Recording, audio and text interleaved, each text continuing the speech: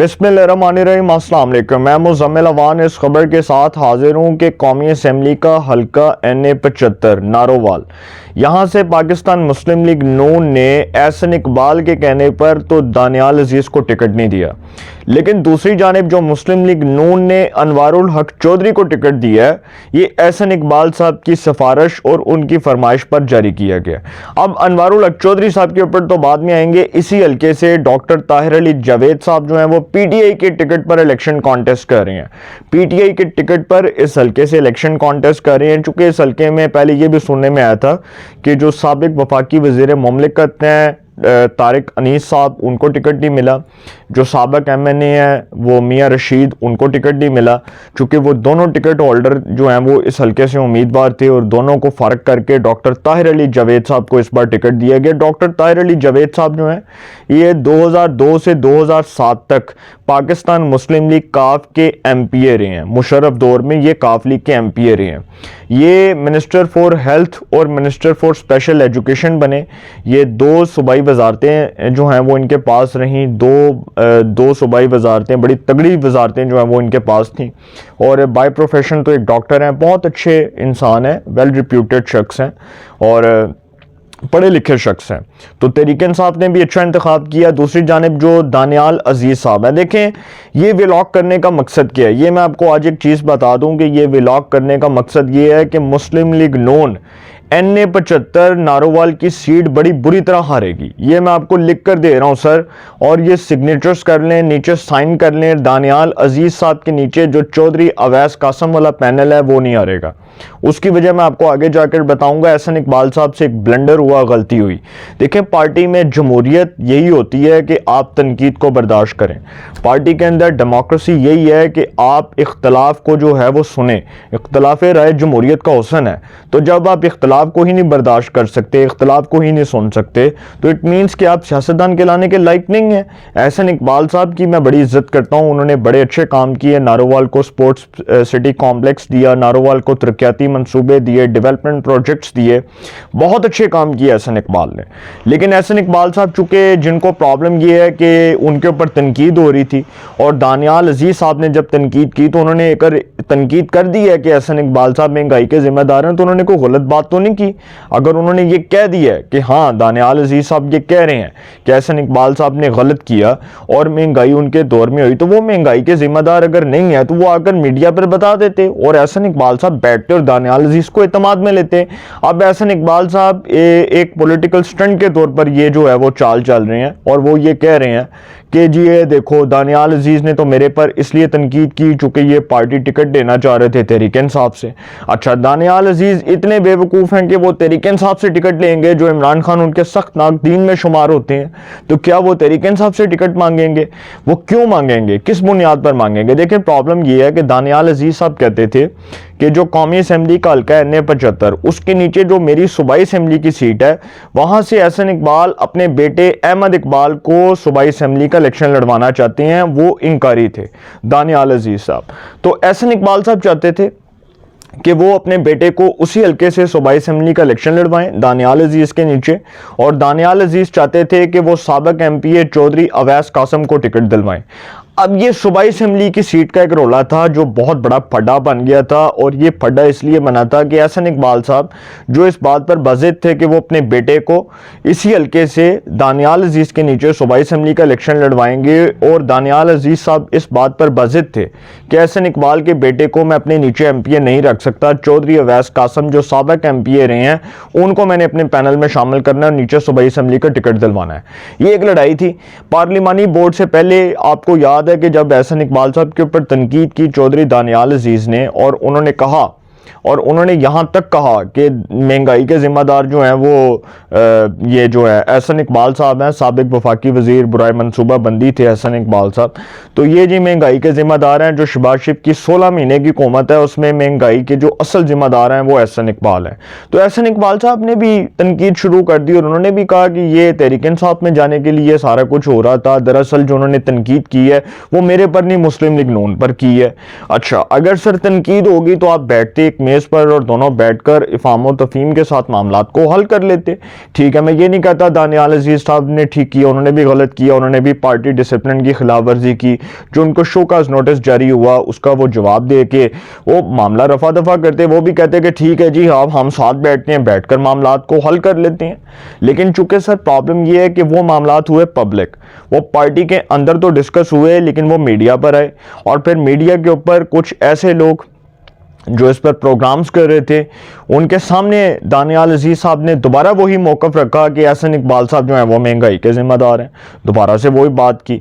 अब चूंकि प्रॉब्लम ये है कि इस हलके में जो मुस्लिम लीग नून ने टिकट दिया है वो दिया है अनवारुल हक चौधरी साहब को। अनवारुल हक चौधरी साहब जो हैं ये वैसे तो बहुत अमीर कबीर शख्स है, बहुत बड़े, आप समझ लें कि ये पीछे कहा जा रहा है कोई जी ज़मींदार है। मैं तो इनको खैर इतना नहीं जानता, लेकिन मैंने जो इनकी थोड़ी हिस्ट्री सुनी है, मैं इनका नाम भी शायद पहली बार सुन रहा हूँ। और ये कहा जा रहा है कि जी ये एहसन इकबाल साहब के लाए हुए हैं और एहसन इकबाल साहब ने जिस पर हाथ रख दिया वो जीतेगा।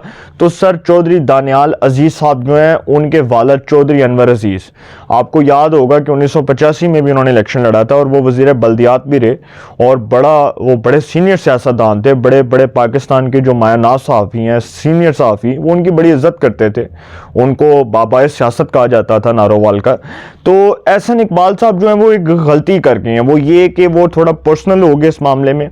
और जब मुस्लिम लीग नून के पार्लिमानी बोर्ड्स के टिकट्स के लिए इंटरव्यूज़ हो रहे थे, तो उस वक्त जो डिस्ट्रिक्ट नारोवाल के इंटरव्यू हो रहे थे उसमें चौधरी दानियाल अजीज़ साहब भी बैठे हुए थे, और एहसन इकबाल साहब ने नवाज शरीफ साहब को कहा कि दानियाल अजीज़ को टिकट नहीं देना, तो नवाज शरीफ साहब ने कहा कि जी ठीक है। लेकिन नवाज शरीफ साहब ने ये नहीं देखा कि यह वही दानियाल अजीज़ है जिसने मेरी वजह से नाअहली काटी, जिसने मेरा पार्टी बयानिया अवाम में मकबूल किया, जिसने नारोवाल के लिए आवाज़ उठाई, जिसने अपने हलके में जाकर मेरी पार्टी का बयानिया और मेरी पार्टी की पॉलिसी को डिफेंड किया। ये नवाज शरीफ साहब भूल गए, और ये भी भूल गए कि दानियाल अजीज़ जो हैं वो हमेशा मीडिया पर आकर ना सिर्फ नवाज शरीफ को सपोर्ट करते थे बल्कि इमरान खान पर सख्त तनकीद करते थे, इमरान खान के सख्त नाकदीन में शुमार होते थे।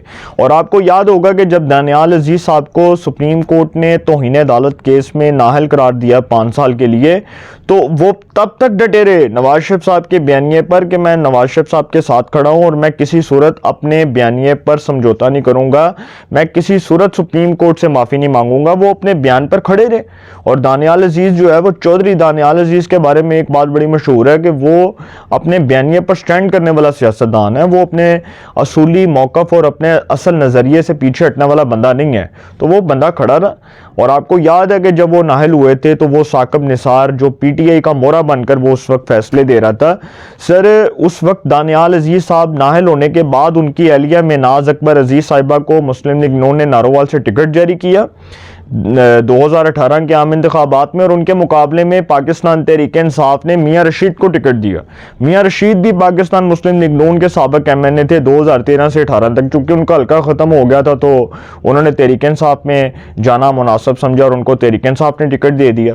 तीसरे उम्मीदवार थे चौधरी तारक अनीस, जो पाकिस्तान पीपल्स पार्टी के किसी वक्त में रहनुमा हुआ करते थे, और चौधरी तारक अनीस साहब जो हैं वो साबिक वज़ीर ममलिकत भी रहे हैं। तो 3 उम्मीदवार जो थे वो बड़े तगड़े थे। और मेनाज अकबर अजीज़ साहिबा जो दानियाल अजीज़ की एहलिया हैं, उन्होंने 1,60,000 के करीब वोट लिया दानियाल अजीज़ साहब के नाहल होने के बावजूद। नून लीग ने इतना वोट खींचा उस हलके के अंदर और नून लीग एक बड़े मार्जिन से जीत गई, बड़े मार्जिन से विन किया। अब चूंकि सर मुख्तलिफ हालात हैं और दानियाल अजीज़ साहब की जो कैंपेन चल रही है, इलेक्शन कैंपेन, उसको देखते हुए मैं एक बात आपको बता दूं कि दानियाल अजीज़ साहब अब तक नाकाबिले शिकस्त हैं। मैं ये समझता हूँ कि वो आज़ाद लड़कर भी जीत जाएंगे। और ये जो पैनल बना है मुस्लिम लीग नून का NA 75 के नीचे जो MPs आए हैं, अब देखते हैं क्या होता है। लेकिन सर मुझे लगता है कि एहसन इकबाल साहब जो हैं वो उनकी दाल कोई नहीं गलनी। और दानियाल अजीज़ अगर दानियाल अजीज़ जीत गए तो सर फिर एहसन इकबाल साहब अपनी खैर मनाएं, क्योंकि फिर नवाज शरीफ साहब मजबूर होंगे और दानियाल अजीज़ को पार्टी में लेना पड़ेगा। अब ऐसे भी लोग हैं जो इस इलेक्शन में आज़ाद जीतकर मुस्लिम लीग नून का हिस्सा बनेंगे। और बहुत मैं अगर आपको एक ट्रू एंड फेयर एनालिसिस के बारे में बताऊं, खुद करूं, तो ये ट्रू एंड फेयर एनालिसिस इस बुनियाद पर मबनी है कि बहुत से लोग जो आज़ाद हैसियत में इलेक्शन कॉन्टेस्ट कर रहे हैं वो बहुत से लोग जीत कर मुस्लिम लीग नून का हिस्सा बनेंगे। अब चूँकि मुल्तान में आप देख लें कि जहांगीर तरीन साहब जो हैं उनके मुकाबले में मखदूम जवेद हाशमी साहब इलेक्शन कॉन्टेस्ट कर रहे हैं और जहांगीर तरीन को लोधरा से नहीं लड़वाया। इसके ऊपर मैं नेक्स्ट व्लॉग करूँगा, मैं आपको बताऊँगा, चूँकि मैंने तमाम जो इलेक्शंस के हवाले से जो व्लॉग्स करने हैं वो मैं आपके सामने तमाम हलकों की अपडेट्स रखूँगा। तो इस हलके में सर नून लीग के जो वोटर्स हैं, हमारे एक दोस्त हैं, उन्होंने सर्वे किया नारोवाल के अंदर और वो यूट्यूबर हैं, तो लोगों ने कहा कि जी मुस्लिम लीग नून के लोगों का कहना है कि असी वोट चौधरी दानियाल अजीज़ नूं पाना है, क्योंकि सानू पता है कि चौधरी दानियाल अजीज़ जिहड़ा नून लीग का हिस्सा सी ते असी शख्सियत की बेस पर वोट देना है, असी चौधरी दानियाल अजीज़ नूं वोट देना है, चाहे आज़ाद खलोए या किसी भी पार्टी तो खलोए, असी वोट चौधरी दानियाल अजीज़ नूं पाना है। लेकिन सर अनवारुल हक चौधरी साहब जो हैं, मैं ये समझता हूँ बड़े माठे कैंडिडेट हैं और मुझे नहीं लगता वो इस हलके में शायद जीत सकेंगे, क्योंकि दानियाल अजीज़ साहब जो हैं वो अब तक नाकाबिल शिकस्त हैं। जिस तरह की वो इलेक्शन कैंपेन कर रहे हैं, जिस तरह वो डोर टू डोर कैंपेन कर रहे हैं, जिस तरह वो तगड़े हो गए हैं, और अल्लाह ताला उनको सेहत दे माशाल्लाह। जो उनका एक्सीडेंट हुआ था उसके बाद उन्होंने अपने आप को बड़ा फिट रखा हुआ है और बड़े वो फिट दिखाई दे रहे हैं। तो दानियाल अजीज़ साहब सर नाकाबिल शिकस्त हैं।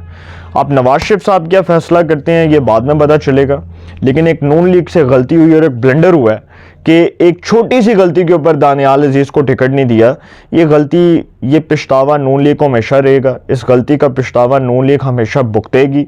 और मैं ये फिर बता दूं कि एहसन इकबाल साहब अपनी खैर मनाएं, क्योंकि 2024 के इंतखाबात में नारोवाल की जो कौमी असम्बली की सीट है NA-75, उसके रिजल्ट्स जो हैं एहसन इकबाल के लिए आप समझ लें कि बड़े खौफनाक साबित होंगे। बल्कि उनको ये इस बात का अब तक अंदाज़ा नहीं है कि इस हलके में होने क्या जा रहा है, क्योंकि सर जब दानियाल अजीज़ साहब जीतेंगे तो एहसन इकबाल साहब के ऊपर तनकीद मज़ीद बढ़ जाएगी, मैं ये समझता हूँ। और एहसन इकबाल साहब ने जो फ़ैसला किया है वो फ़ैसला उन्होंने एक तो अपने लिहाज से किया है, खलके के लिहाज से, और एक उन्होंने पार्टी के ऊपर जो इस बात का इम्पैक्ट डाला है, ये मुस्लिम लीग नून पर बहुत बड़े आप समझ लें कि बड़े गहरे असरात मुरतब होंगे और मनफी असरात होंगे इसके।